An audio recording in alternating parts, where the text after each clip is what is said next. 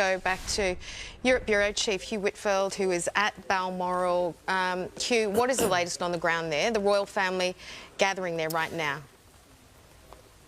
Yeah, and we haven't seen members of the royal family come through here, but there has been a helicopter that has landed here at Balmoral in the last couple of hours, no doubt ferrying members of the royal family, most of them from Windsor in the south of England, up here to Scotland. A private plane was spotted at Aberdeen Airport, which is about an hour and 10 minutes drive away. That's the main airport that members of the royal family would use. It's also the airport that Boris Johnson and Liz Truss travelled to when they came up here on Tuesday for that constitutional transfer of power that the Queen oversaw, obviously as part of her duties, the Queen appointing her 15th Prime Minister. So now we would expect that the Queen's four children, Prince Charles, the heir to the throne, Prince Andrew, Prince Edward and Princess Anne. Princess Anne was already up here in Scotland, are now with the Queen here at Balmoral Castle. Prince William, the Duke of Cambridge, has made his way up from Windsor as well, after dropping his three children off at their new school. Kate, the Duchess of Cambridge, choosing to stay at Windsor, obviously, with those kids due to return home from school this afternoon. And Meghan and Harry due up here at some point if they're not here already. They are, of course, in the UK as part of some of their engagements that they've had here this week in Manchester, Dusseldorf, and then they are due to attend a Wellchild awards night in London tonight. That is one of Harry's key charities, one of the reasons they travelled back here. But Harry and Meghan here at Balmoral, no doubt, to be with the rest of the family. And as you said, Hugh, you can't actually, from your position, see the cars driving in and out. And I guess that is one of the crucial reasons, I guess, or blessings for the Queen taking a turn up there, because it is so private. They're not in the goldfish bowl that is Buckingham Palace or even Windsor Castle.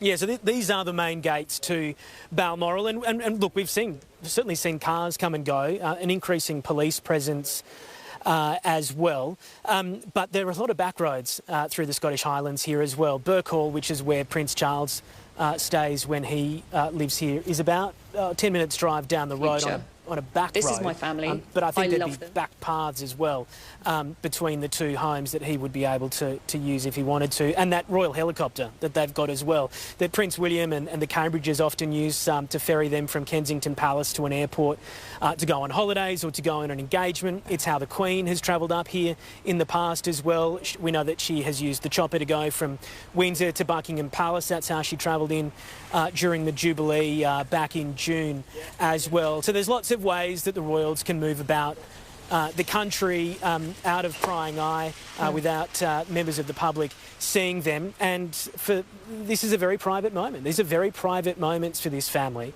The Queen, at 96 years old, has been not just a constant presence in my life, in your life, but in the lives of everyone who is surrounding her right now, whether it's the doctors or her children and grandchildren. They have only known a world like us with the Queen as a constant in it, and for that reason, you know, this is a little bit different for them when you add in the family factor as well. Yeah, and you talk about privacy.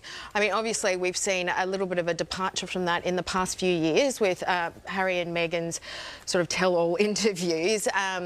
But largely, the Queen is very private, isn't she? She doesn't talk about what she thinks about policy, but also anything that is going on within that family, she protects fiercely, especially what's happened with Andrew. So I guess they will be really appreciating that privacy right now. Yeah, look, there's two examples, I think, of the way that the Queen has used language to convey her opinions, because really we don't know how she would vote if she was able to in a UK general election, or what she thinks of a Labor Prime Minister up against a Liberal Prime Minister in Australia. Back when Meghan and Harry were involved in this public to and forth between the palace and their own office over the events surrounding them leaving the royal family, there was a line that was from the palace, which was recollections may vary. And that was a good insight, I think, into the Queen's attitude towards Harry and Meghan. And then back in 2012, 2014, when the Scottish referendum occurred, the independence referendum, the Queen told a member of the public on a walkabout in Scotland that she hoped that people would think carefully about the decision that they would make. Now, that was taken to mean that the Queen wanted the Union, the United Kingdom, to stay just that, and she is, of course, Queen of the United Kingdom of Great Britain and Northern Ireland, and Scotland is a significant part of that.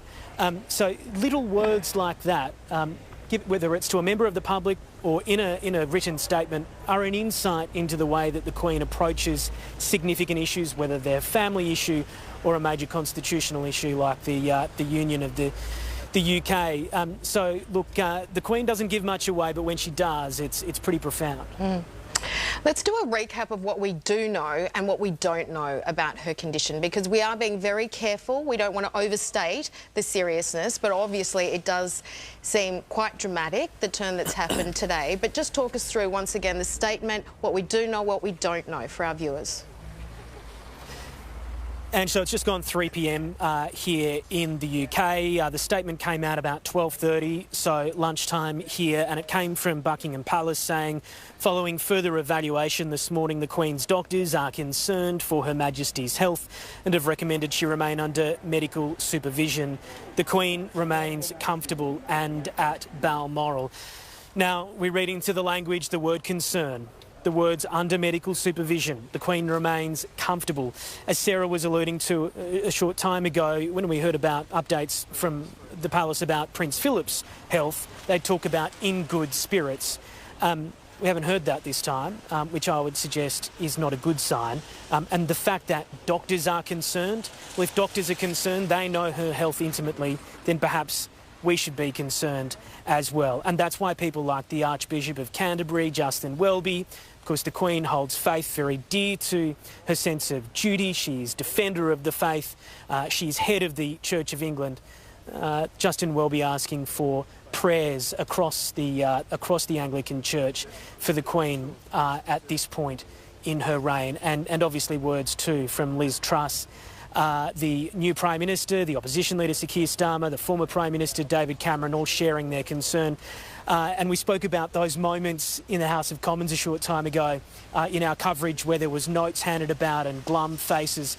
That Commons Speaker, Sir Lindsay Hoyle, made a public statement in the House of Commons sharing the concern of MPs and also the nation about the news that we've been receiving from the palace over the last couple of hours. OK, Hugh Whitfield, I know you'll stay there for us. We'll come back to you. But